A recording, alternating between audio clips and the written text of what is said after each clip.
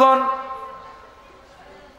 আল্লাহকে তো ভালোবাসি, নামাজ পড়তে হবে, কিন্তু আমার বিরুদ্ধে কেউ বলুক আমার কোনো দুঃখ নাই, আপনার বিরুদ্ধে কেউ বলুক দুঃখ নাই, কিন্তু নবীর বিরুদ্ধে যদি কেউ কোনো কথা বলে সহ্য করা যাবে নাকি? এখানে ঈমানের ব্যাপার আছে না নাই বলেন? আমার নবী যে শুয়ে আছেন কোথায়?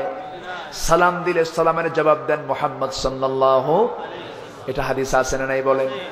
আমি সালাম দিচ্ছি, আমি দরুদ পড়ছি, সেই দরুদটা নবীর কাছে পৌঁছে দেন, ফেরেশতার মাধ্যমে পৌঁছে চলে যায়। রাসূল সেই দরুদ শরীফগুলো আল্লাহর তরফ থেকে তিনি জানতে পারেন, বুঝতে পারেন কোন বান্দা দরুদ শরীফটা পড়লো।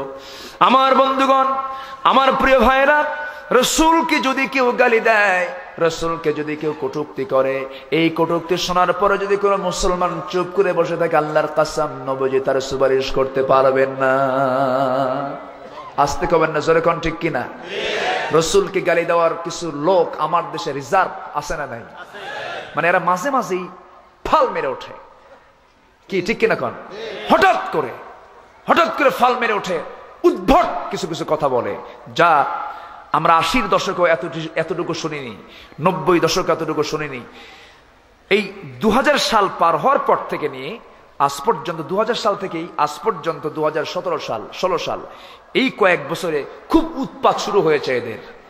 সম্মানিত ভাইয়েরা, রাসূলকে নিয়ে যারা বাজে উক্তি করে, সে যে ব্যক্তি হোক না কেন, যত পাওয়ারফুল লোক না হোক না কেন, সেই লোকের দাম আমার কাছে সেরে নাও নাই। আসতে বলবেন না, জোরে কোন ঠিক কিনা? গভর্নমেন্টকে ধন্যবাদ একদিকে আমি দিচ্ছি, গভর্নমেন্ট একজন বেয়াদব মন্ত্রী লতিফ সিদ্দিকী, নাম শোনেন নাই? সে রাসূলকে নিয়ে বাজে উক্তি করেছিল, হজকে নিয়ে কটূক্তি করেছিল, তাকে মন্ত্রিত্ব থেকে অপসারণ করা হয়েছে। আলহামদুলিল্লাহ, এটা ভালো একটা উদ্যোগ। তাকে দল থেকে বহিষ্কার করা হয়েছে, তার কোনো নামগন্ধ নাই এখন, তার বিরুদ্ধে মামলা হয়েছে।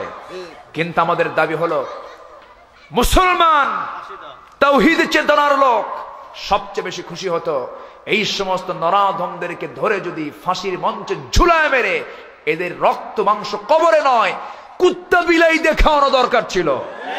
আস্তে কেমন জনগণ ঠিক কিনা? রাসূলকে যারা গালি দেবে, এদের বিরুদ্ধে রাজপথে লড়াই করতে রাজি আছেন? কারা কারা রাজপথে নামতে রাজি আছেন? দু হাত উঁচু করে দেখান।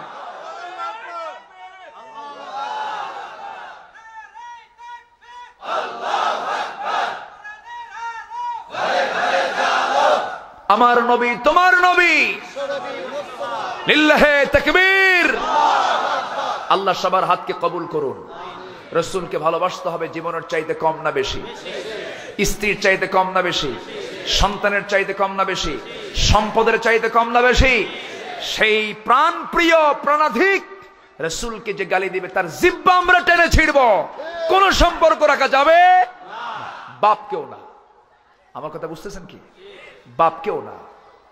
তুমি কোন ছাতা মাতা রাসূলকে নিয়ে কথা বলবে? তোমার সঙ্গে আমার কোন সম্পর্ক নেই, কোন সম্পর্ক নাই।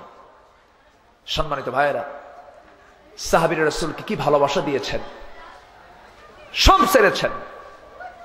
আবু সালমা রাদিয়াল্লাহু তাআলা আনহু, উম্মে সালমা রাদিয়াল্লাহু তাআলা আনহা, স্বামী স্ত্রী। উম্মে সালমা রাদিয়াল্লাহু তাআলা আনহা একদিন তার স্বামীকে ডাক দিয়ে বলছেন, আমার স্বামী আবু সালমা, আপনি জীবনে বিয়ে করবেন না, আপনি এই ওয়াদাটা করুন। আবু সালমা বলতেছেন, তুমি হঠাৎ করে এরকম করে বলতেছো কেন? আপনি আমার স্বামী, একমাত্র আপনি আমার স্বামী, আপনি আর জীবনে বিয়ে করতে পারবেন না। এরকম কিছু মহিলা কিন্তু আজও আছে না? এটা মহব্বতের কারণে বলে। আবু সালমা রাজি হয়ে গেলেন, বললেন, হ্যাঁ তুমি যখন বলেছো, আমি আর জীবনে দ্বিতীয় বিয়ে করব না। কিন্তু আবু সালমা বলে ফেললেন, আমার স্ত্রী উম্মে সালমা শোনো, আমি তোমার জন্য এমনটা দোয়া করব না, আমি তোমার জন্য দোয়া করি আল্লাহ যদি তোমার আগে আমার মৃত্যু ঘটিয়ে দেয়, আল্লাহ তোমাকে আমার চেয়েও যেন একজন সুন্দর স্বামী উপহার দিয়ে দেয়। এই কথা বললেন উদারতার পরিচয় দিয়ে। কিছুদিন তিনি মক্কার মাটিতে থাকলেন, রাসূল তখন মদিনায় চলে গেছেন।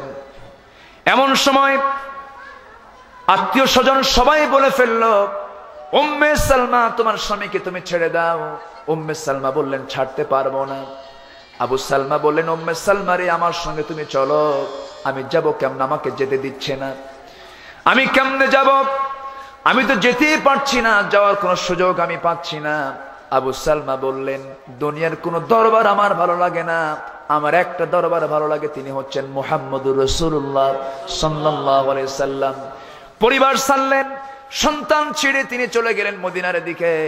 এই দিকে উম্মে সালমা স্বামীর জন্য দিওয়ানা হয়ে গেলেন, স্বামীর জন্য তিনি অস্থির হয়ে গেলেন। বেশ কিছুদিন পর অনেক চেষ্টা করে, অনেক টেকনিক করে, লুকোচুরি করে উম্মে সালমা মদিনার পথে রওনা করলেন। মদিনার পথে রওনা করে মদিনার মসজিদ পর্যন্ত যখন পৌঁছে গেছেন, এমন সময় তিনি আশা পোষণ করছেন আমার স্বামীর সঙ্গে অনেকদিন পর সাক্ষাৎ হয়ে যাবে।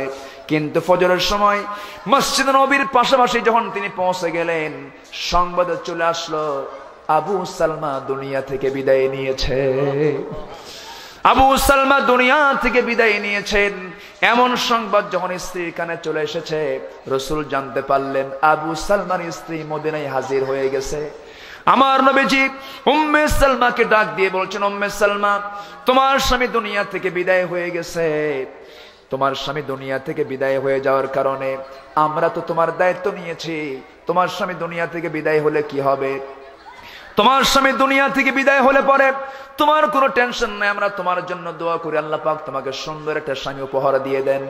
উম্মে সালমার সঙ্গে সঙ্গে বললেন, আমি জীবনে আমি কোনো স্বামী আর গ্রহণ করতে চাই না। সঙ্গে সঙ্গে রাসূল বললেন, ওরে উম্মে সালমা, কেন তুমি করবে না? পৃথিবীতে এমন কোনো পুরুষ নাই যে পুরুষটা আমার চাইতে দামি, আমার স্বামীর চাইতে দামি। আমার স্বামীর চাইতে দামি কোন পুরুষ পৃথিবীতে নাই। আল্লাহ জানিয়ে দিলেন, হে রাসূল, আপনি আপনার তরফ থেকে তাকে বিয়ের প্রস্তাব দিয়ে দেন। জোরে বলেন সুবহানাল্লাহ। রাসূল বললেন, উম্মে সালমা, আমার কাছে ওহী এসেছে, আল্লাহ পাক আমাকে তোমাকে বিয়ের জন্য অর্ডার দিয়েছেন। জোরে বলেন সুবহানাল্লাহ। স্বামী আবু সালমার দোয়া মঞ্জুর হয়ে গেল। জোরে বলেন আল্লাহু আকবার। সবকিছুর মায়া সাহাবীরা ছেড়েছেন রাসূলের মহব্বতে। রাসূলের মহব্বত থাকার দরকার আছে না নাই? আচ্ছা,